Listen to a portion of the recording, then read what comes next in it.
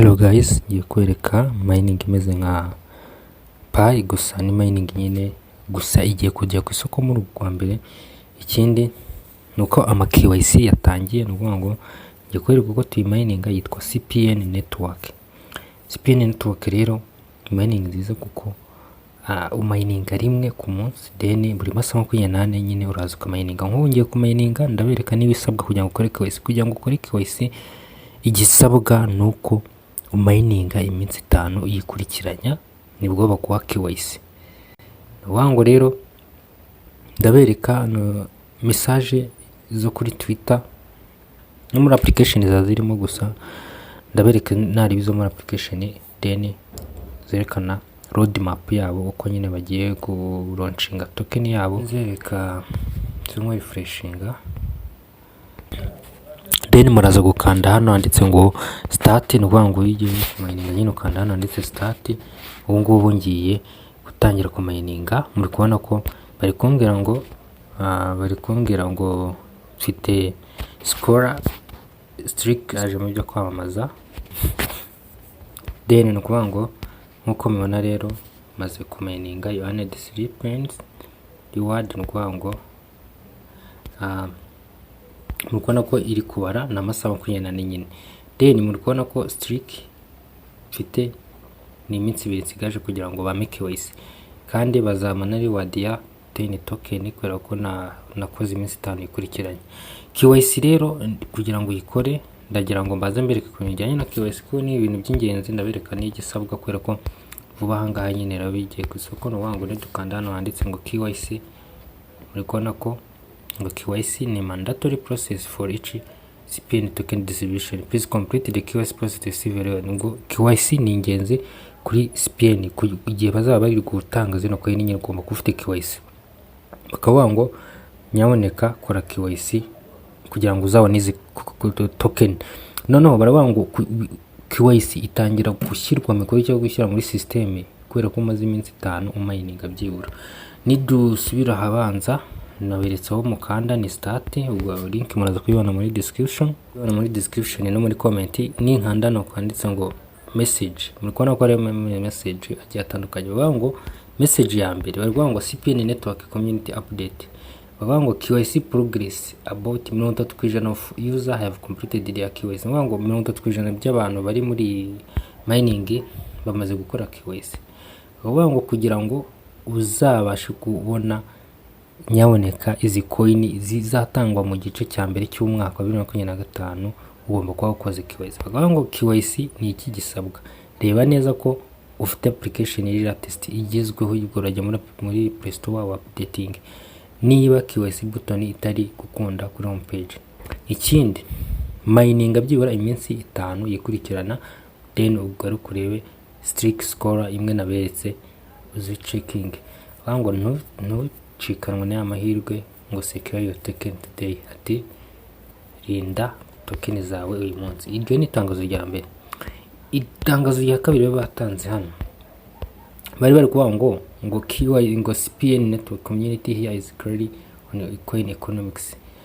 Bari kuvuga ngo coin zamayininzwe n'abantu batarakora KYC ntago zizabarwa muri total supply mu mubare wa coin zizatangwa. Niba utarakoze KYC nta coin bazaguha.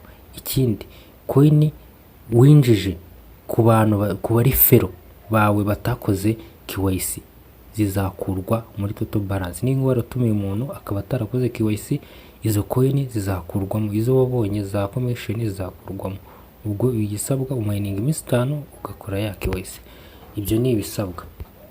Ikindi irindi tangazo bari bashizeho ni iringiri, bari kuvuga ngo amakuru y'ingenzi muri CPN community. Ngo bishimiye kuvuga cyangwa se gutangaza uko coin bazagenda bazitanga. 72% rya total supply, ubwo 72% za coin bakoze cyangwa se za coin bamininze zizajya kuri community, zizajya ku bantu bazimininze nyine. Niba barakoze coin runaka 72% ryazo zizajya kuri community. 60% rero zizo zizaba permanent mining reward and airdrop, n'ibindi bazatangwa muri airdrop muri reward n'ibindi. 12%. Ubwo muri za 72 60% zizatangwa nka airdrop cyangwa se ama reward ugenda ubona mu ma commission. Noneho 12% zizatangwa muri mainnet reward, ibyo bita ama nodes, ama creators, ama validator n'ibindi. 10% risigaye rizahabwa team, ubwo n'ubango n'ibindi. Gusa ibi ngibi ntabwo ari ingizi ko tuzanabibona, muzagenda mubona izo bagiye babaha. Gusa icyo narinje kubabwira ni uburyo mwa mining coin. Dore rero hano ushobora kubona coin nyinshi mu gihe wakererewe kuyinjira. Urakanda hano hari dollar, aka kaboro kagafuka gashushanyije dolari, ugakande then ukora izi task uko zikorwa. Ni ukuvuga ngo uraza ugakanda hano handitse ngo go. Iyo ukanze go bahita bakudirecta kuri YouTube. Muri kubona ko keyword nanditsemo meme, then data verifying, ni ukuvuga ngo hande ngo claim. Ni uko nguko izi task zikorwa. Ni ukuvuga ngo izi zose ni task nyine ziba zirimo hano, uba ugomba kugenda ukora. Nk'ubu ngo join CP Telegram channel, nayo ndayikora. Telegram channel ya YouTube muraza kuyibona kuri description, murayibona muri description no muri comment, no muri zo kujoiningira Telegram nzajya mbahiramo update. Dore maze kujoininga iyi CPN network Telegram channel yabo, ndahita ngaruka then nkande hano handitse ngo claim. Ndaza kugaruka nkande claim niba yajeho. No kuri ibi ngo si school, murabona ko izi task zose nagiye nzikora, izi zose nagiye nzikora zose. Rero ni kuriya zikorwa. Izo kuri YouTube ufungura link ukareba muri ibyo bita keyword batanze nyinshi ukazikora. Rero ni uko nguko bimeze. Ubwo baramutaye joininze, ni muze kureba link muri comment, murebe link muri comment no muri description hose nashyizemo ama link muze kujoininga. Vuba aha ngaha ndabaha na link ya WhatsApp group. Ikindi ibintu bijyanye n'ama comment muze gucekinga. Hari ama comment comment y'abascammer mugomba kuzamwitondera. Ni ukuvuga ngo comment z'ano abantu batangira babango ngo yinjiraga amafaranga ibiki n'ibiki, ngo bakura amafaranga. Ibyo comment muze mubyihorera guys. Rero turakanda hano claim, tube tuclaimize 10 pin zacu.